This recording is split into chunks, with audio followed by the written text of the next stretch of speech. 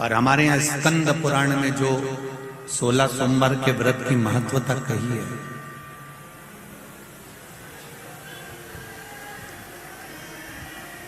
स्कंद पुराण में जो 16 सोमवार के व्रत की महत्वता कही गई, उसमें वर्णन आता है कि राजा ने रानी से कहा था कि पूजन का सामान ला के रख दो, और उसने किसको भेज दिया था? बोलो जरा जी जी बोलो जी, दासी को भेज दिया। क्या हुआ? रानी से कहा गया तो रानी ने दासी को भेजा था, तो दासी को जब भेज दिया, रानी को जगह जगह ठोकर खाना पड़ा।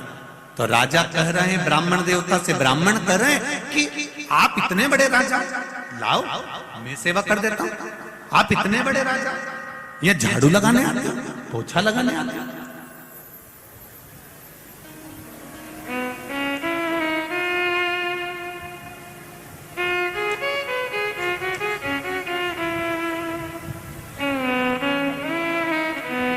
कई लोग बहुत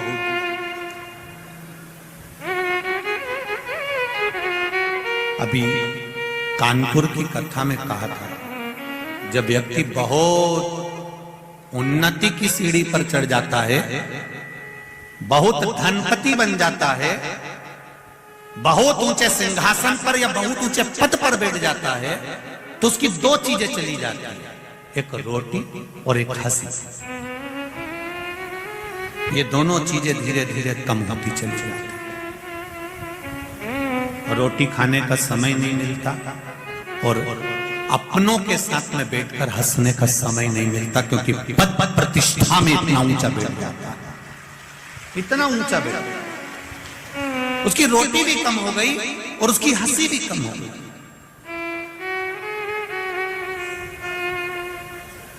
अच्छा, हमारे शास्त्र कहते हैं उसकी रोटी और हंसी कम हो जाती है, पर हम तो कहते हैं साथ में उसकी ताली भी कम हो जाती है, उसका भजन भी कम हो जाता है, उसका स्मरण भी कम हो जाता है।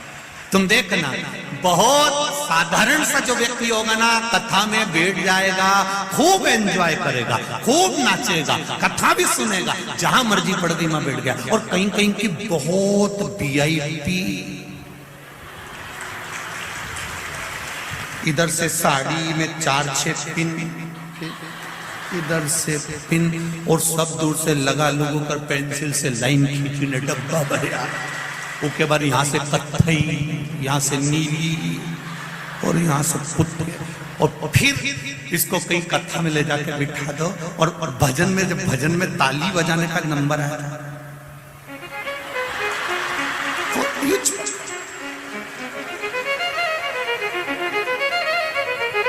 अब क्यों बजाए ऐसी? क्या इसको भगवान ने हाथ नहीं दिया? नहीं, परंतु हम भी यही।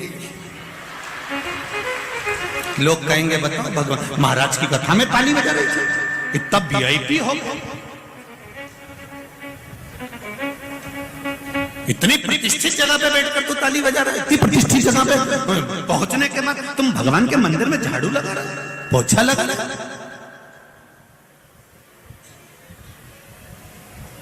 जब बहुत ऊंचे पद पर बैठने के बाद आप शंकर जी के मंदिर में थोड़ी सी सेवा कर रहे हो, तो याद रखना, आप हजारों लोगों को प्रेरणा दे रहे हो कि मैं भगवान के सामने झुक रहा हूं, तो तुम भी झुको।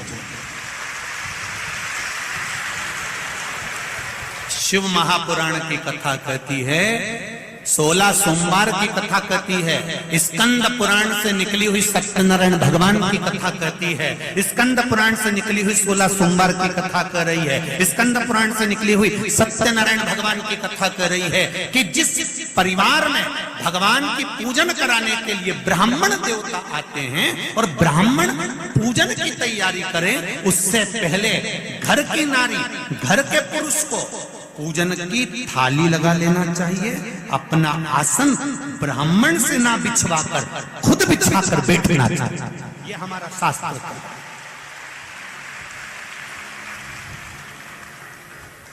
पर आज के जमाने में लोगों ने बिगाड़ दिया, आसन भी बेचारे ब्राह्मण देवता लेके चलते हैं, जजमान को यहाँ हम बिछा दे रहे, बैठ जाए। आंटी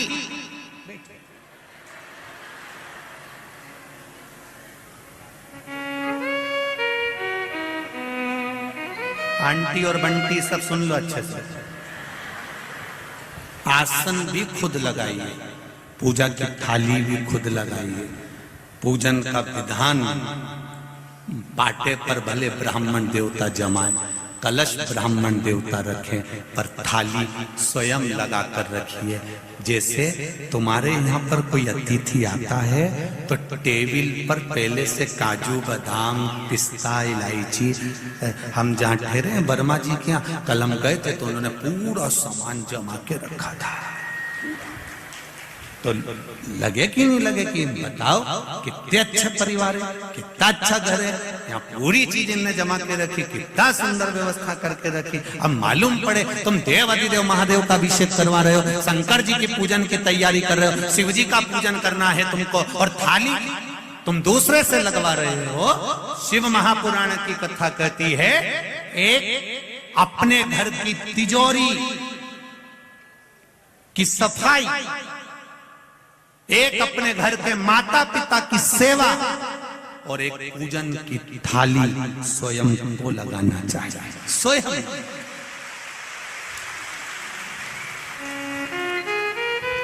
स्वयं घर के माता पिता क्या करेगा दादा? भेरू पूरा सिंदूर चढ़ा के चले जाएगा, पूरा दिखेगा ही नहीं तेरे को। तो देख, अब नौकर से कहो कि घर की तिजोरी की सफाई कर दे, करे साफ साफ कर जाएगा।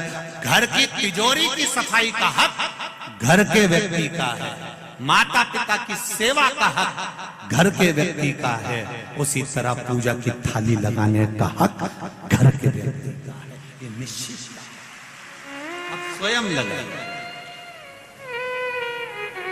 स्वयं।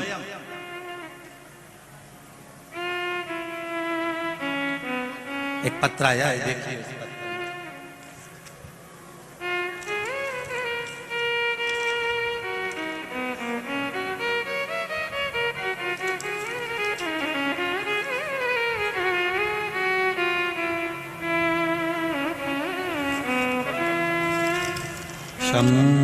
पत्र पुत्र रत्न की प्राप्ति हुई है। जहां डॉक्टरों ने मना कर दिया था कि संतान नहीं होगी, वहां मेरे भोलेनाथ ने मुझे दे दिया, उसको मैं प्रणाम करने के लिए आया। श्री शिवाय नमस्ते। बैठिए। उसकी कृपा है, उदारता, दया, करुणा, ये सुख प्रदान कर रहा है।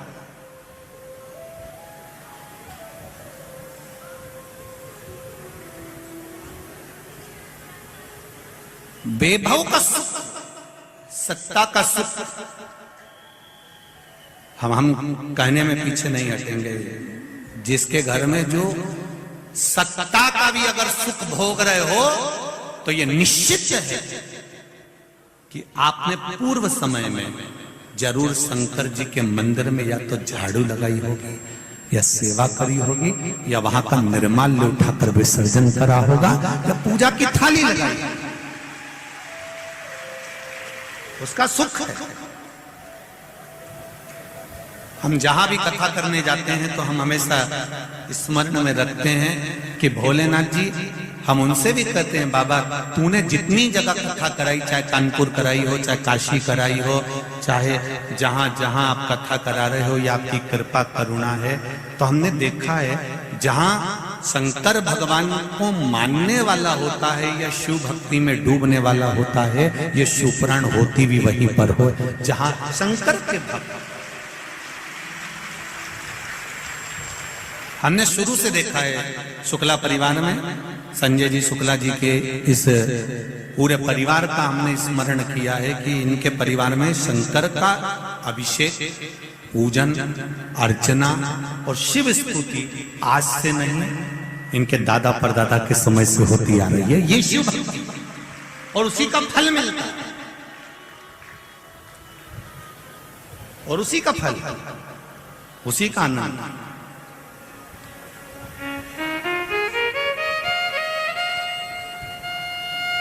महाराज